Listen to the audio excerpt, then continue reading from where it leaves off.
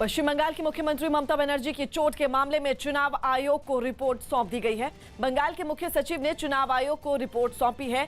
News 18 के नीरज कुमार की खबर है कि इस रिपोर्ट में ये बात साफ नहीं है कि ये चोट हादसा थी या फिर हमला होने से लगी। और इसके साथ ही रिपोर्ट में जिन चश्मदीदों का जिक्र किया गया है उनके बयान भी बटे हुए हैं। चुनाव आयोग को सौंपी गई रिपोर्ट में यह भी साफ नहीं है कि ममता की कार का दरवाजा किसी खंबे से टकराया या फिर कार के दरवाजे को किसी ने धक्का दिया था। म्यांमार में तख्ता पलट के खिलाफ एक महीने से सड़कों पर डटी निहत्थी जनता पर बर्बरता का एक खौफनाक वीडियो सामने आया। वहां के म्यांग शहर में पुलिस ने ऐसी अंधाधुंध फायरिंग की कि 8 लोगों की मौत हो गई। और उसके सामने आए वीडियो में प्रदर्शनकारी अपनी जान बचाने के लिए सड़क पर इधर उधर भागते नजर आए।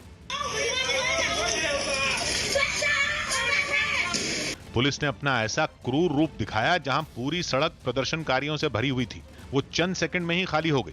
जहां प्रदर्शनकारियों के नारे गूंज रहे थे वहां पुलिस की ताबड़तोड़ गोलियों की गूंज से चीख पुकार मच गई। लेकिन पुलिस की निर्ममता यही नहीं थमी। उसने प्रदर्शनकारियों पर गोलियों के साथ साथ आंसू गैस छोड़कर डबल अटैक कर दिया ताकि लोग मौत को मात भी न दे पाएं। परीक्षा के तनाव को कम करने के लिए प्रधानमंत्री जल्द ही छात्रों से बात करेंगे। न्यूज 18 के अमिताभ सिन्हा की रिपोर्ट है कि मार्च के तीसरे हफ्ते में प्रधानमंत्री 9वीं से 12वीं की क्लास के छात्रों से परीक्षा की वजह से होने वाली टेंशन पर चर्चा करेंगे और उन्हें बताएंगे कि वो कैसे परीक्षा के समय होने वाली परेशानियों से दूर रह सकते हैं, क्योंकि बोर्ड की परीक्षाएं नजदीक आ गई हैं। उम्मीद की जा रही है कि छात्रों के साथ पीएम के इस सीधे संवाद में देश भर के करीब 2000 बच्चे हिस्सा लेंगे। खबर यह है कि जल्द ही इस मुद्दे पर प्रधानमंत्री की दूसरी किताब भी आ सकती है। वहीं परीक्षा पे चर्चा कार्यक्रम में शामिल होने के लिए ऑनलाइन प्रतियोगिता शुरू हो चुकी है, जिसमें हिस्सा लेने की आखिरी तारीख 14 मार्च है। इसके अलावा शिक्षा मंत्रालय ने शिक्षकों और बच्चों के माता पिता के लिए भी एक प्रतियोगिता रखी गई है। उत्तर प्रदेश के फिरोजाबाद से रोंगटे खड़े कर देने वाला एक वीडियो सामने आया जिसमें चलती कार पर एक लड़के ने कई स्टंट किए। इस वीडियो के वायरल होने के बाद पुलिस ने उसका चालान काट दिया। बताया कि यह लड़का समाजवादी पार्टी के नेता कृष्ण मुरारी यादव का बेटा उज्जवल यादव है, जिस पर चलती कार पर जानलेवा स्टंट करने का आरोप लगा। खतरनाक स्टंट का जो वीडियो सामने आया उसमें साफ दिखा कि चलती गाड़ी से वो लड़का बाहर निकला, गाड़ी की छत पर जाकर पुशअप्स करने लगा। अगर मैं इतनी सी जमीन बेच दूं ना अपने खेत की, तो सीपी में तेरे 3 फ्लैट आ जाएंगे। वो यही नहीं रुका, उसने चलती कार में गाड़ी की छत पर बैठकर भी स्टाइल दिखाने की कोशिश की। चालान किया है, करीब 2500 रुपए से के आसपास उसका चालान हुआ है। बताया गया कि लड़के ने यह स्टंटबाजी आगरा लखनऊ एक्सप्रेसवे पर की, जिसका पता चलने के बाद उसके खिलाफ कार्रवाई की गई। अमित शाह ने खादी भंडार से खरीदारी की। गृह मंत्री अमित शाह ने खादी भंडार से अंगवस्त्र और डायरी खरीदी। उन्होंने बताया कि प्रधानमंत्री के वोकल फॉर लोकल अभियान की अपील पर उन्होंने ये खरीदारी की। इस खरीदारी के बाद अमित शाह ने लोगों से भी बड़ी संख्या में इस मुहिम से जुड़ने की अपील की। शिखर धवन ने सोशल मीडिया पर एक वीडियो शेयर किया जिसमें वो सूर्य कुमार यादव के साथ मस्ती करते नजर आए। मियां बड़े मियां, छोटे मियां सुभान अल्लाह, बड़े मियां तो बड़े मियां। मनोज वाजपेयी की कोरोना रिपोर्ट पॉजिटिव आई, जिसके बाद उन्होंने खुद को सबसे अलग कर लिया। पंजाब के वित्त मंत्री मनप्रीत बादल की कोरोना रिपोर्ट पॉजिटिव आई। मनप्रीत बादल ने इसी हफ्ते बजट पेश किया था। उस वक्त पंजाब विधानसभा के अंदर मुख्यमंत्री अमरिंदर सिंह समेत कई मंत्री और विधायक भी मौजूद थे। दिल्ली में बीजेपी महिला मोर्चा की कार्यकर्ताओं ने राहुल गांधी के घर के बाहर प्रदर्शन किया। 8 मार्च को अंतर्राष्ट्रीय महिला दिवस पर हरियाणा के पूर्व सीएम भूपेंद्र सिंह हुड्डा का एक वीडियो सामने आया था, जिसमें वो एक ट्रैक्टर पर बैठकर उसे कांग्रेस की एक महिला विधायक से रस्सी से खिंचवाते हुए दिखाई दिए थे, जिसके खिलाफ बीजेपी महिला मोर्चा की कार्यकर्ताओं ने राहुल गांधी के घर तक मार्च निकाला और इस घटना पर अपना विरोध जताया। महिला मोर्चा की कार्यकर्ताओं के अलावा पार्टी के दूसरे कार्यकर्ता भी इस प्रदर्शन में शामिल हुए। हाथों में तख्तियां और बैनर के साथ सड़क पर उतरे कार्यकर्ताओं ने राहुल गांधी के घर का घेराव किया और कांग्रेस पर महिलाओं के अपमान का आरोप लगाते हुए नारेबाजी की और इसके साथ ही इस पर कांग्रेस से माफी मांगने को कहा। आपको बता दें, दिल्ली बीजेपी के अध्यक्ष आदेश गुप्ता इस प्रदर्शन की अगुवाई कर रहे थे। आपके नेता जो इस मानसिकता के साथ ये व्यवहार कर रहे हैं, इसके लिए आपको माफी मांगनी पड़ेगी। सुप्रीम कोर्ट ने चुनाव आयोग की स्वतंत्रता को लोकतंत्र के लिए जरूरी बताते हुए अहम फैसला दिया। न्यूज 18 के एहतशाम खान की रिपोर्ट है कि अपने फैसले में सुप्रीम कोर्ट ने साफ किया कि केंद्र या राज्य सरकारों से जुड़ा कोई भी अधिकारी चुनाव आयुक्त नहीं बनाया जा सकता। सुप्रीम कोर्ट ने यह फैसला गोवा सरकार के लॉ सेक्रेटरी को राज्य का चुनाव आयुक्त बनाने पर दिया और गोवा सरकार को फटकार लगाई कि जब कोई व्यक्ति सरकार में किसी पद को संभाल रहा है तो उसे राज्य के चुनाव आयुक्त की जिम्मेदारी कैसे दी जा सकती। असल में गोवा सरकार ने निगम चुनाव के लिए अपने लॉ सेक्रेटरी को चुनाव आयुक्त बनाया और बाद में बॉम्बे हाईकोर्ट की गोवा पीठ ने उन चुनावों को रद्द कर दिया। सुप्रीम कोर्ट ने भी हाईकोर्ट के फैसले को सही ठहराते हुए आदेश दिया। मध्य प्रदेश में कोरोना के बढ़ते मामलों ने मुख्यमंत्री शिवराज सिंह चौहान की चिंता बढ़ा दी है। वहां शिवराज सिंह चौहान ने राज्य में कोरोना के हालात की समीक्षा के लिए एक बैठक की। बैठक में शिवराज सिंह चौहान ने निर्देश दिए कि अगर भोपाल और इंदौर में कोरोना के केस कम नहीं होते तो रविवार या सोमवार से नाइट कर्फ्यू लगाया जा सकता है। उन्होंने लोगों से भी सावधानी बरतने की अपील की और इसके साथ ही प्रशासन को ये निर्देश भी दिए कि कोरोना के बढ़ते केस को रोकने के लिए सख्त कदम उठाए जाएं। बिहार के सिवान से हैरान कर देने वाली एक तस्वीर सामने आई। वहां महाशिवरात्रि के मौके पर शिव बारात में शामिल एक हाथी भड़क गया। ये घटना शिव बारात के निकलने से पहले हुई, जिससे वहां अफरा तफरी मच गई क्योंकि शिव बारात में शामिल होने के लिए लोग जुट ही रहे थे कि तभी इस हाथी को गुस्सा आ गया और उसने सड़क किनारे खड़ी ट्रैक्टर ट्रॉली को पलट दिया। उसमें बड़े बड़े स्पीकर रखे थे। जैसे ही हाथी भड़का, वहां जुटे लोग घबरा गए। हाथी के हमले के डर से वो इधर उधर भागने लगे, लेकिन उस पर सवार शख्स ने वक्त रहते हाथी पर काबू पा लिया। अहमदाबाद में किसान सत्याग्रह यात्रा निकालने की कोशिश कर रहे कांग्रेस कार्यकर्ताओं को पुलिस ने हिरासत में ले लिया। कांग्रेस के इन कार्यकर्ताओं ने कुछ दिन पहले ही ऐलान कर दिया था कि वो आजादी का अमृत महोत्सव वाले दिन अपनी यात्रा निकालेंगे, लेकिन अहमदाबाद में कांग्रेस दफ्तर से निकलने के कुछ ही देर बाद पुलिस ने उन्हें रोक लिया। पुलिस और कांग्रेस कार्यकर्ताओं के बीच हल्की धक्का मुक्की भी हुई, जिसके बाद पुलिस ने एक एक कर प्रदर्शनकारियों को हिरासत में लेना शुरू कर दिया।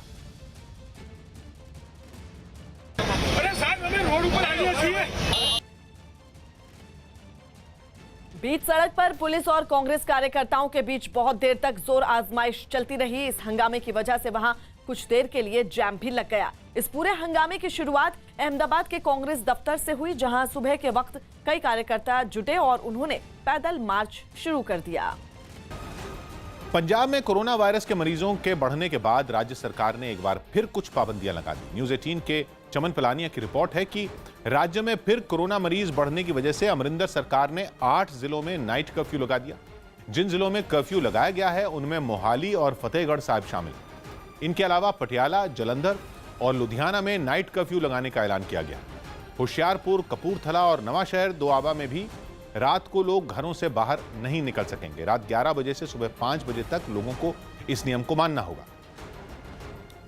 ज़्यादातर एनआरआई लोग आए हैं, वहाँ में थोड़ी स्ट्रेन ज़्यादा है, तो इसी कारण है कि भी थोड़ा अभी वहाँ भी बच सकती है। सेना के जवानों ने बर्फबारी में फंसी गर्भवती महिला की मदद की। कश्मीर के गांव में सेना के जवानों ने एक गर्भवती महिला को 5 किलोमीटर तक कंधों पर उठाकर अस्पताल पहुंचाया, जहां बर्फबारी की वजह से रास्ते बंद कर दिए गए थे। यूपी के महोबा में छेड़खानी से परेशान होकर एक छात्रा ने सरेआम एक लड़के की चप्पल से पिटाई कर दी, जिसके बाद आसपास मौजूद लोगों ने भी आरोपी लड़के को पीटना शुरू कर दिया।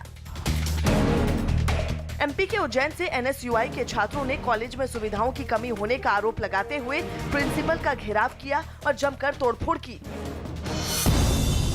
राजस्थान के दौसा में खुले कुएं में गिरे सांड को गांव के लोगों ने क्रेन की मदद से बाहर निकाल लिया। कानपुर के एक टेंट के गोदाम में शॉर्ट सर्किट की वजह से आग लग गई, जिसमें लाखों का सामान जलकर राख हो गया। यूपी के बागपत में एक कूलर फैक्ट्री में शॉर्ट सर्किट की वजह से भीषण आग लग गई, जिसके बाद दमकल की 8 गाड़ियों की मदद से आग पर काबू पाया गया। अमेरिका के अलास्का से हैरान कर देने वाली तस्वीरें सामने आई, जहां अचानक हुई भीषण बर्फबारी ने कई शहरों को बर्फ की चादर से ढक दिया। बताया गया कि वहां रातों रात 17 इंच तक बर्फ गिरी, जिसकी वजह से अलास्का के सबसे बड़े शहर एंकरेज में लोगों के सामने मुसीबत खड़ी हो गई। लोगों के घरों के बाहर बर्फ के ऊंचे ऊंचे टीले बन गए। गलियां, सड़कें, मकान, सब पर बर्फ की चादर बिछ गई। इतनी ज्यादा बर्फ गिरी कि लोग भी हक्के बक्के रह गए। दावा है कि एंकरेज में 24 घंटे में जितनी बर्फ गिरी उतनी बर्फबारी इस पूरे सीजन में भी नहीं हुई। We're in second winter now because we had that spring feel last week with the blue skies. यही हाल अमेरिका के कैलिफोर्निया का भी था। वहां से जो तस्वीरें सामने आई उनमें लगातार आसमान से बर्फ की आफत बरसती नजर आई, जिसके बाद रास्तों पर बर्फ के ढेर लगते चले गए। हालांकि सड़कों पर जमा हो रही बर्फ को हटाने के लिए कई गाड़ियां भी अपने काम में जुटी दिखी। कैलिफोर्निया के कई इलाकों में 15 इंच तक बर्फ गिरने के साथ ही बारिश भी हुई। हालांकि दोबारा बर्फबारी का दौर लौटने से बच्चे खुशी से झूम उठे और बर्फबारी का मजा लेने के लिए घरों से निकल पड़े। मध्य प्रदेश के कई शहरों में कोरोना के केस तेजी से बढ़ रहे हैं, लेकिन लोग अब भी खतरनाक तरीके से लापरवाही बरत रहे हैं। मध्य प्रदेश के बैतूल में घटी एक ऐसी ही घटना ने प्रशासन के हाथ पैर फुला दिए। वहां एक आदमी कोरोना पॉजिटिव आने के बाद क्वारंटीन किए जाने के नियमों को तोड़कर शिवरात्रि में लगे एक मेले में पहुंच गया। इसके बाद वो एक दूसरे मंदिर भी गया और वहां बड़े ही आराम से घूमता रहा। काफी देर बाद किसी तरह अधिकारियों ने उस आदमी का पता लगाया और फिर उसे क्वारंटीन किया। इस लापरवाही के लिए उस आदमी पर FIR भी दर्ज कर ली गई है। कोरोना पॉजिटिव मरीज है, वो अपनी जानकारी छुपा रहा था, अपना एड्रेस नहीं बता रहा था, यहाँ इस बाहर तहसील का हूँ, यहाँ का हूँ। उसको हमने ट्रेस किया और उसके खिलाफ हम FIR भी कर रहे हैं, क्योंकि वो पॉजिटिव होने की जानकारी के बावजूद वो स्थानीय मेला में घूम रहा था। बिहार में पंचायत चुनाव के ऐलान से पहले ही लोगों को लुभाने की कोशिश शुरू कर दी गई और दानापुर के खासपुर पंचायत की मुखिया ने कुछ ऐसा ही किया। मौका था बेटे के शादी समारोह का, लेकिन इसी बहाने डांस कार्यक्रम रखकर इलाके के लोगों को लुभाने की कोशिश भी की गई। बिहार में जल्द ही पंचायत चुनाव का ऐलान हो सकता है। लेकिन इससे पहले ही खासपुर पंचायत की मुखिया प्रियंका कुमारी चुनाव की तैयारियों में जुट गईं। बेटे के शादी समारोह के मौके को उन्होंने हाथ से नहीं जाने दिया और इस दौरान एक डांस कार्यक्रम रखकर उन्होंने इलाके के लोगों को अपनी तरफ खींचने की पूरी कोशिश की।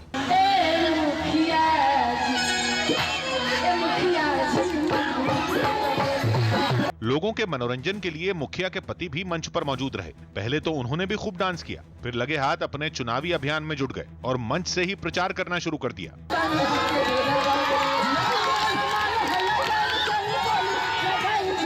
थोड़ी देर बाद मुखिया प्रियंका कुमारी भी मंच पर पहुंची और वो भी संगीत की धुन पर झूमने लगी। अपने मुखिया के इस अंदाज को देख वहां जुटी भीड़ भी खुद को रोक नहीं पाई।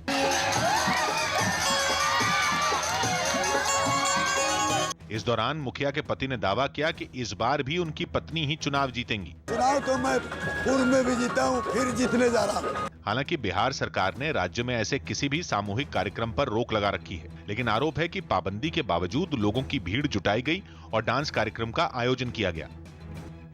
दिल्ली में इलेक्ट्रिक गाड़ियों के लिए पार्किंग में जगह रिजर्व रहेगी। दिल्ली सरकार ने इलेक्ट्रिक गाड़ियों को बढ़ावा देने के लिए एक नई योजना शुरू की। इसके तहत 100 गाड़ियों से ज्यादा की क्षमता वाली पार्किंग में 5% जगह इलेक्ट्रिक गाड़ियों के लिए रिजर्व रहेगी। इतना ही नहीं, वहां इलेक्ट्रिक गाड़ियों के लिए चार्जिंग पॉइंट भी बनाए जाएंगे। सरकार ने सभी को इस साल के आखिर तक ये काम पूरा करने का वक्त दिया है। ये नियम सिनेमाघरों, दफ्तर, होटल, रेस्टोरेंट और अस्पतालों समेत सभी जगहों पर लागू होगा। बैडमिंटन वर्ल्ड फेडरेशन ने इस साल US ओपन और कनाडा ओपन नहीं करवाने का फैसला लिया। कोरोना संकट में कई बंदिशें लागू हैं। इसी वजह से बैडमिंटन वर्ल्ड फेडरेशन ने यह फैसला लिया। बिशन सिंह बेदी को दिल्ली के गंगाराम अस्पताल से छुट्टी मिल गई। वो 3 हफ्ते तक अस्पताल में रहे। पहले उनकी बाईपास सर्जरी हुई और इसके बाद ब्रेन सर्जरी करनी पड़ी थी। अमृतसर के जंडियाला रेलवे स्टेशन पर किसानों ने अपना धरना खत्म कर दिया। इस धरने के खत्म होने के बाद अमृतसर से दिल्ली के बीच सीधी ट्रेन सेवा फिर शुरू हो गई। ये प्रदर्शनकारी कृषि सुधार कानूनों के खिलाफ पिछले कई महीनों से वहां धरने पर बैठे हुए थे। वहां से नॉर्मल ट्रैफिक बहाल कर दी है और वहां से अब सारी पैसेंजर्स ट्रेन नॉर्मल तरीके से चल रही हैं।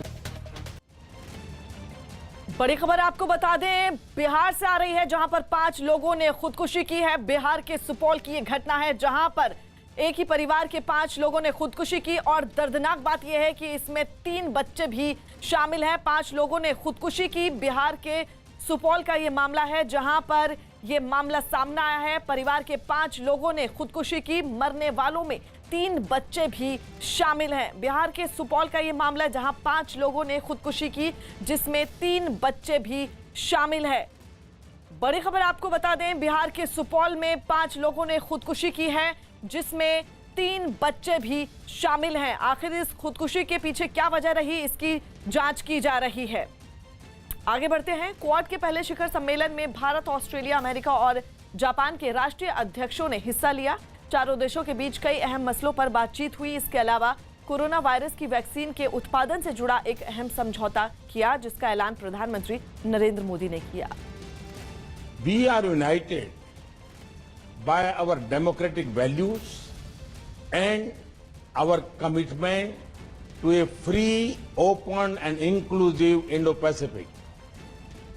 Our agenda today, covering areas like vaccines, climate change and emerging technologies, make the Quad a force for global good. Delhi की तिहाड़ जेल में कैदी के पास मोबाइल फोन मिलने से हड़कंप मच गया। न्यूज़ 18 के आनंद तिवारी की रिपोर्ट है कि दिल्ली पुलिस की स्पेशल सेल में से मिली जानकारी के आधार पर तिहाड़ की जेल नंबर 8 में छापा मारा गया और इसी जेल की एक बैरक से एक मोबाइल फोन बरामद हुआ। जिस कैदी की बैरक से मोबाइल फोन मिला उसका नाम तहसीन अख्तर बताया जा रहा, जिसका ताल्लुक इंडियन मुजाहिदीन से, और उस पर हैदराबाद ब्लास्ट, बोधगया ब्लास्ट और पटना में प्रधानमंत्री की रैली में हुए बम धमाके में शामिल होने का आरोप है। सूत्रों से मिली जानकारी के मुताबिक जेल से फोन मिलने के बाद जांच एजेंसियां अब कोर्ट से तहसीन की रिमांड मांगेंगी ताकि उससे पूछताछ के बाद मामले की तह तक पहुंचा जा सके। इसमें जांच करा के मतलब हमने डीजी को लिखा है कि पूरी जांच की जाए, इस तरह से कैसे फोन मिला उसको बताया जाए। पश्चिम बंगाल चुनावों पर आज शाम बीजेपी की बड़ी बैठक होने जा रही है। दिल्ली में आज शाम बीजेपी केंद्रीय चुनाव समिति की बैठक होगी। बताया जा रहा है कि इस बैठक में पश्चिम बंगाल चुनावों के लिए उम्मीदवारों की दूसरी लिस्ट जारी हो सकती है। प्रधानमंत्री नरेंद्र मोदी भी इस बैठक में हिस्सा ले सकते हैं। मिस्र की राजधानी काहिरा से परेशान कर देने वाली तस्वीरें सामने आईं, जहां कपड़े बनाने वाली एक फैक्ट्री में भीषण आग लग गई और उसकी चपेट में आकर 20 लोगों की मौत हो गई। यह हादसा कैसे हुआ इसकी वजह अभी सामने नहीं आई, लेकिन जो तस्वीरें सामने आई उनमें फैक्ट्री से धुएं का भयानक गुबार उठता दिखा। उसका हर हिस्सा धुएं में घिरा नजर आया, जो पूरे इलाके में भी फैलने लगा। क्योंकि आग 4 मंजिला इमारत में लगी थी, इसलिए वहां एक के बाद एक फायर ब्रिगेड की 15 गाड़ियां पहुंची और आग बुझाने में जुट गई। इस हादसे में 24 लोग घायल भी बताए गए। प्रधानमंत्री नरेंद्र मोदी ग्लोबल आयुर्वेद फेस्टिवल में शामिल हुए और इस मौके पर उन्होंने आयुर्वेद के कई फायदे गिनाए। Ayurveda takes care of many aspects. It ensures good health and long life. Ayurveda talks about nirog. People are realizing the benefits of Ayurveda. Karnataka के कोडगु में आदमखोर बाघ को पकड़ने के लिए वन विभाग ने दिन रात एक कर दिया। बताया गया कि बाघ ने 4 लोगों पर हमला किया है, जिनमें एक 8 साल का बच्चा भी शामिल है और धीरे धीरे उसका खौफ बढ़ता जा रहा है। आलम यह है कि पिछले एक हफ्ते से वन विभाग के 250 से ज्यादा कर्मचारी 6 हाथियों के साथ दिन रात जंगल में घूम रहे हैं। बाघ को कैद करने के लिए खास प्लान तैयार किया गया और जगह जगह पिंजरे भी लगाए गए, लेकिन वो वन विभाग के हाथ नहीं आया। नतीजा ये हुआ कि इलाके के लोगों में दहशत और गुस्सा बढ़ गया। अपना विरोध जताने के लिए कोडगु में लोग सड़कों पर उतर आए और उन्होंने हाईवे जाम कर दिया। इन लोगों ने आरोप लगाया कि वन विभाग आदमखोर बाघ को पकड़ने में फेल हो चुका है और मांग की कि राज्य सरकार उन्हें बाघ को मारने की इजाजत दे। अपनी इसी मांग को मनवाने के लिए वो सड़क पर धरना देने बैठ गए, जिसके बाद वहां गाड़ियों की लंबी लाइन लग गई। यही नहीं, बाघ के आतंक से आग बबूला लोग वन विभाग के लोगों से भी भिड़ गए। इस बीच कर्नाटक सरकार ने वन विभाग को आदेश दिया कि अगर बाघ को जिंदा नहीं पकड़ा जा सकता तो उसे गोली मार दी जाए। देश के जीनियस बच्चों के साथ नेटवर्क 18 अपने खास शो बायजूस यंग जीनियस में हर हफ्ते आपको नई प्रतिभाओं से मिलवाता है। आज शाम 7 बजे न्यूज़ 18 इंडिया में इस शो पर आप मिलेंगे हैरान करने वाले 2 बच्चों से, जिनमें पहला है मुंबई का 14 साल का तबला वादक तृप्तराज पंड्या। महज 3 साल की उम्र में तृप्तराज ने ऑल इंडिया रेडियो पर अपनी पहली तबला परफॉर्मेंस दी थी। इतना ही नहीं, केवल 6 साल की उम्र में वो Guinness book of world records में सबसे छोटे तबला वादक के तौर पर अपना नाम दर्ज करा चुका है। तबले का ये छोटा उस्ताद संगीत की कई कलाओं में पारंगत है। तृप्तराज तबले के अलावा ढोलक, हारमोनियम और ड्रम बजाने का हुनर भी रखता है। I'd want to represent the Indian classical to the whole world. इस शो में दूसरा यंग जीनियस होगा दिल्ली का तिलक किसाम। 12 साल का तिलक इंडिया का स्केटिंग का उस्ताद है। बहुत छोटी उम्र में ही तिलक स्केटिंग के कई रिकॉर्ड अपने नाम कर चुका है। I also want to bring a gold medal in Olympic Games. 2023 के विंटर ओलंपिक्स में गोल्ड मेडल जीतने के जुनून को पूरा करने के लिए तिलक दिन रात मेहनत कर रहा है। मुझे लगता है कि जो ये उम्र होती है उसमें जो आप कर सकते हो वो बेस्ट होता है। बायजूस यंग जीनियस में इन दोनों बच्चों की मुलाकात होगी एक्टर सोनू सूद से। राजस्थान में बेरोजगारी के मुद्दे पर प्रतियोगी परीक्षाओं की तैयारी कर रहे उम्मीदवारों ने गहलोत सरकार के खिलाफ मोर्चा खोल दिया। उन्होंने विधानसभा की 4 सीटों पर होने वाले उपचुनाव में उतरने का भी ऐलान किया और कांग्रेस सरकार के खिलाफ नौकरी नहीं तो वोट नहीं अभियान की शुरुआत कर दी। इस मुद्दे पर राज्य के कई शहरों में प्रदर्शन हुए। राजस्थान में बेरोजगार परेशान है, नौकरियां नहीं मिल रही है, इसीलिए अब नौकरी नहीं तो वोट नहीं, ये नारा लगाना शुरू कर दिया। राजधानी जयपुर से सामने आई तस्वीरों में प्रदर्शनकारी सड़कों पर जुलूस निकालते दिखाई दिए। बैलगाड़ी और ट्रैक्टरों पर बैठकर प्रदर्शनकारियों ने अपना विरोध जताया। इस दौरान कई लोग पैदल चलते भी नजर आए। उन्होंने बैनर और पोस्टरों के जरिए गहलोत सरकार पर धोखा देने का आरोप लगाया और जमकर नारे भी लगाए।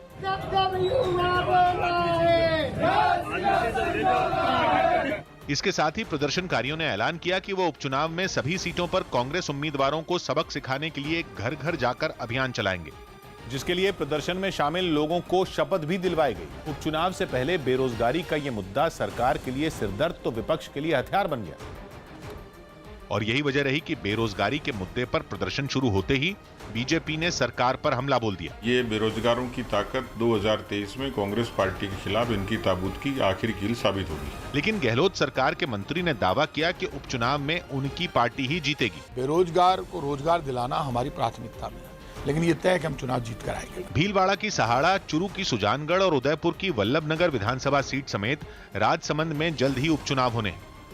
बेरोजगारी के मुद्दे पर जहां राजस्थान में कांग्रेस सरकार के खिलाफ प्रदर्शन हुए, वहीं दिल्ली में इस मुद्दे पर केंद्र सरकार को घेरा गया।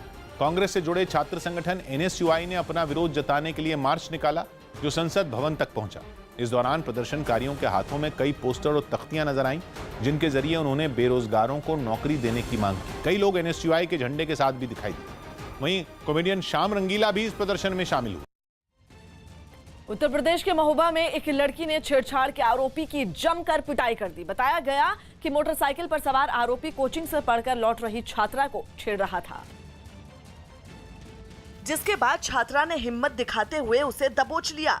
छात्रा के शोर मचाते ही आसपास के कई लोग भी वहां इकट्ठा हो गए और आरोपी को घेर लिया, जिसके बाद तो भीड़ के सामने ही लड़की ने आरोपी पर दनादन चप्पलें बरसानी शुरू कर दी।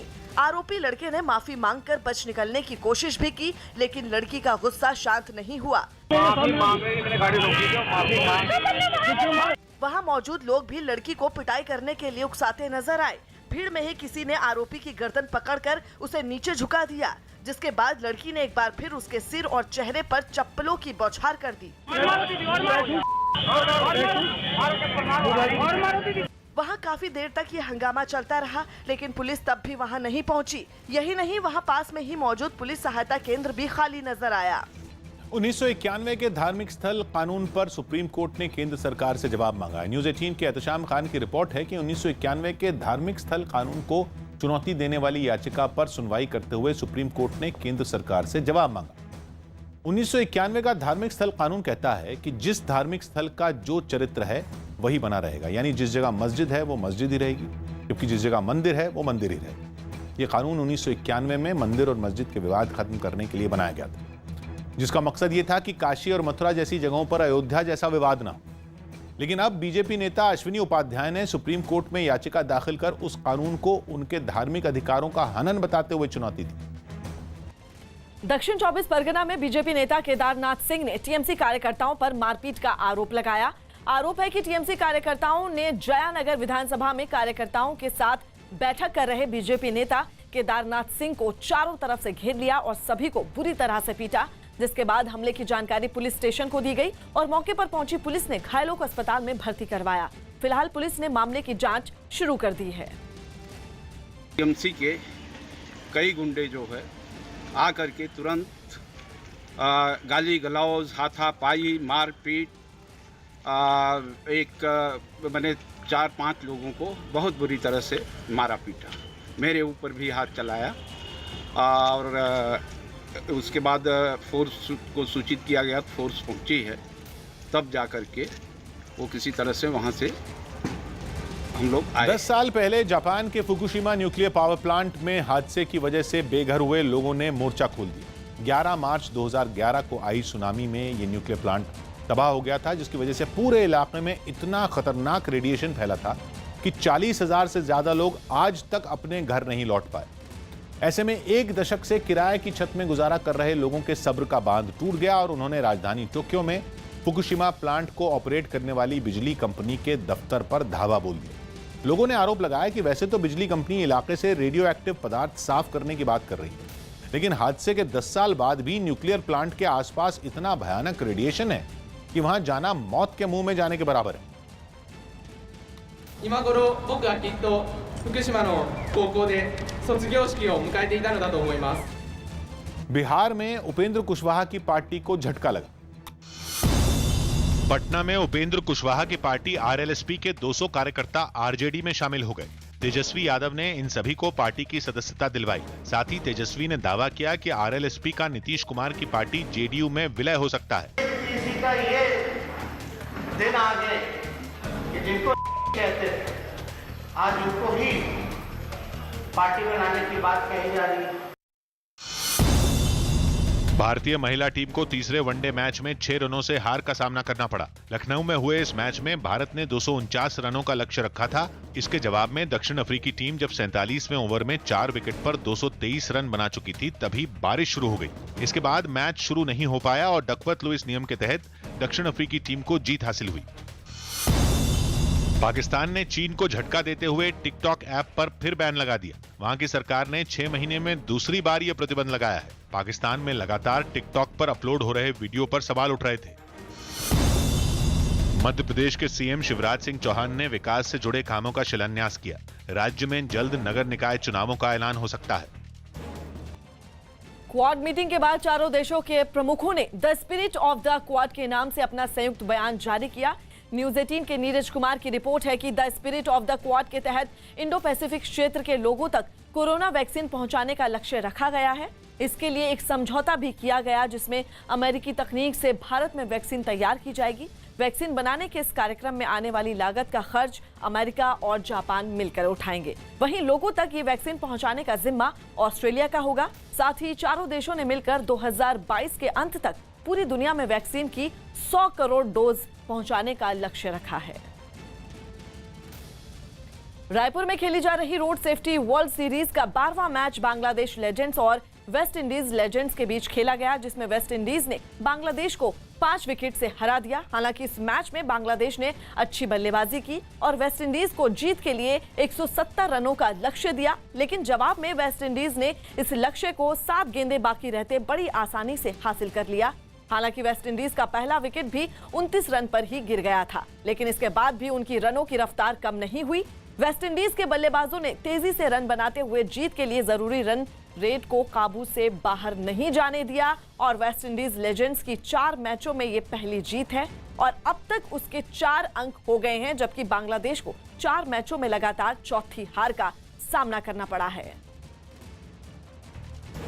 कश्मीर के कई इलाकों में एक बार फिर भारी बर्फबारी हुई, जिससे लोगों की मुश्किलें बढ़ गई। मौसम विभाग ने पहले ही इस बर्फबारी का अनुमान जताया था और अब बारिश के साथ पहाड़ खिसकने और बर्फीले तूफान की भी चेतावनी जारी कर दी गई, जिसका असर जम्मू कश्मीर के कई जिलों में देखने को मिला। श्रीनगर से सामने आई तस्वीरों में सब कुछ बर्फ से ढका दिखा। मकान, सड़कें, पेड़ और गाड़ियों पर बर्फ का कब्जा हो गया। बर्फबारी से सड़कों पर इतनी फिसलन हो गई कि लोगों को अपने घरों में ही कैद होना पड़ा। बहुत जरूरी होने पर ही कुछ लोग अपने घरों से बाहर निकले। कहीं कहीं तो घुटनों तक बर्फबारी हुई, जिससे पैदल चलने वाले भी परेशान हो गए। इसके साथ ही बदलते मौसम ने लोगों को एक बार फिर ठिठुरने पर मजबूर कर दिया। श्रीनगर के अलावा कुपवाड़ा, राजौरी, पुंछ और बाल्टाल समेत कई इलाकों में इसी तरह लोगों को मौसम की मार झेलनी पड़ी। इस बीच सोनमर्ग में भी बर्फबारी लोगों के लिए परेशानी का सबब बन गई। सड़क पर बर्फीले तूफान का भी कहर देखने को मिला, जिस वजह से वहां आवाजाही ठप हो गई। उत्तर प्रदेश के कानपुर में एक अस्पताल के करीब मौजूद ट्रांसफार्मर में भीषण आग लगने से हड़कंप मच गया। बताया गया कि आग शॉर्ट सर्किट की वजह से लगी, जिसने कुछ ही देर में ट्रांसफार्मर को अपनी चपेट में ले लिया।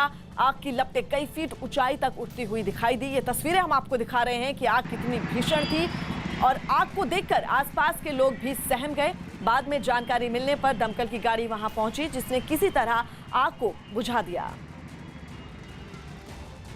राजनीतिक सुधारों के लिए काम करने वाली संस्था एडीआर की रिपोर्ट के मुताबिक 2016 से 2020 के बीच 170 विधायकों ने कांग्रेस छोड़ी।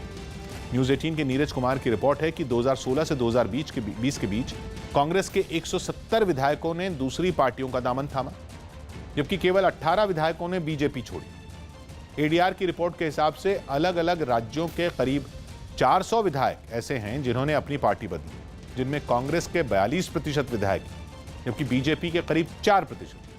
साथ ही रिपोर्ट में बताया गया कि विधायकों के पार्टी बदलने की वजह से मध्य प्रदेश, मणिपुर, गोवा, अरुणाचल प्रदेश और कर्नाटक में सरकारें गिरी।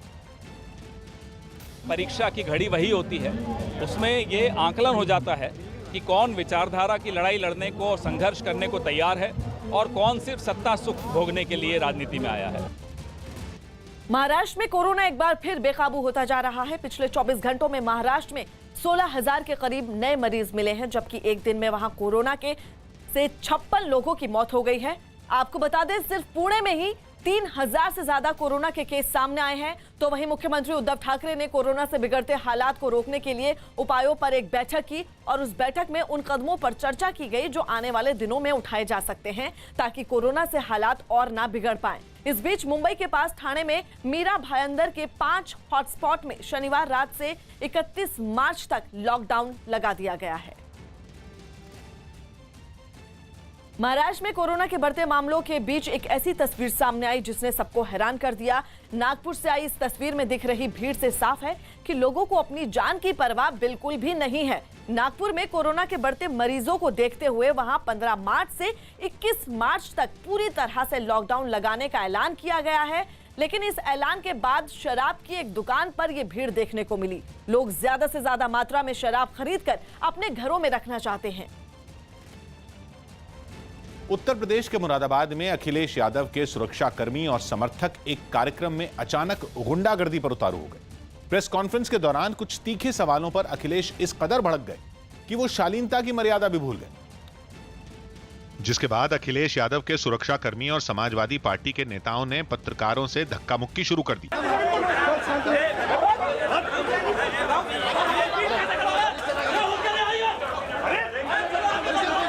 लाल टोपी लगाए अखिलेश यादव अपनी पार्टी के नेताओं और सुरक्षा कर्मियों की बदसलूकी देखते रहे, लेकिन किसी को रोकने की कोशिश उन्होंने नहीं की। इस बीच न्यूज 18 के फरीद शमसी को सुरक्षा कर्मियों ने धकेल कर जमीन पर गिरा दिया।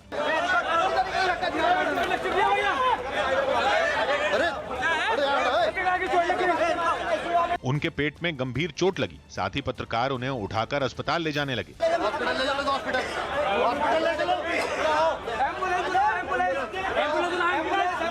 लेकिन अखिलेश को तब भी गलती का एहसास नहीं हुआ। सुरक्षा कर्मियों को रोकने की बजाय वो उन्हें शह देने लगे।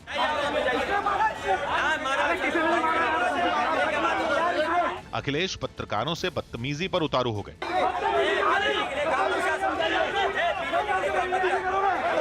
ये तस्वीरें मुरादाबाद के एक होटल की हैं, जहां अखिलेश यादव की प्रेस कॉन्फ्रेंस रखी गई थी। लेकिन प्रेस कॉन्फ्रेंस में पत्रकारों के सवाल सुनकर ही अखिलेश यादव भड़क गए। कुछ सवालों के जवाब में तो अखिलेश यादव उल्टा पत्रकारों को ही नसीहत देने लगे, जिसकी वजह से माहौल बिगड़ता चला गया। शुरुआत तब हुई जब अखिलेश यादव एक सवाल का जवाब देने की बजाय पत्रकारों को घेरने की कोशिश करने लगे। सवाल कभी भारतीय जनता पार्टी के लिए भी तो पूछ लिया करो। यहाँ तक तो अखिलेश के चेहरे पर मुस्कान थी, लेकिन इसके केवल 2 मिनट बाद कुछ और तीखे सवाल सुनकर अखिलेश ने धन्यवाद कहकर प्रेस कॉन्फ्रेंस खत्म कर दी।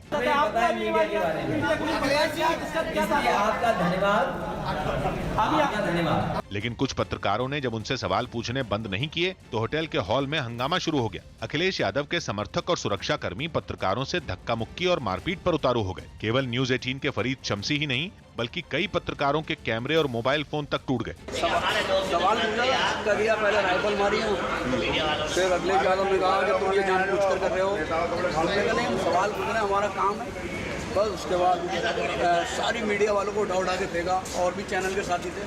घटना के वीडियो इंटरनेट पर पहुंचते ही बीजेपी ने भी अखिलेश यादव को घेर लिया। डिप्टी सीएम केशव प्रसाद मौर्य समेत कई नेताओं ने समाजवादी पार्टी पर तीखे हमले किए। बड़ी खबर आ रही है गुजरात के सूरत से, जहां पर कोरोना लगातार पैर पसार रहा है और उसका असर ये हुआ है कि 82 छात्र कोरोना पॉजिटिव पाए गए हैं। 25 स्कूलों में ये टेस्ट हुआ था जिसमें 82 छात्र कोरोना पॉजिटिव पाए गए हैं। सूरत में कोरोना का कहर की ये खबर हम आपको दिखा रहे हैं, जहां पर 82 छात्र कोरोना पॉजिटिव पाए गए हैं। 25 स्कूलों में कोरोना का टेस्ट हुआ था जिसके बाद जो रिजल्ट आया वो चौंकाने वाला था, जिसमें 82 बच्चे कोरोना पॉजिटिव पाए गए हैं। गुजरात के सूरत का ये मामला है। लगातार कोरोना पैर पसार रहा है और ये 82 बच्चे कोरोना पॉजिटिव पाए गए हैं।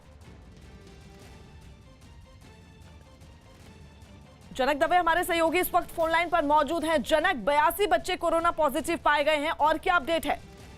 देखिए फराज, सूरत में लगातार ये कोरोना का संक्रमण बढ़ता जा रहा है और हाल ही में स्कूलों में ये टेस्टिंग शुरू की गई थी, जो 9 से 12वीं तक की तो ओपन की गई। उसमें 1613 छात्रों का टेस्टिंग किया गया था, जिसमें 82 कितने छात्र पॉजिटिव पाए गए।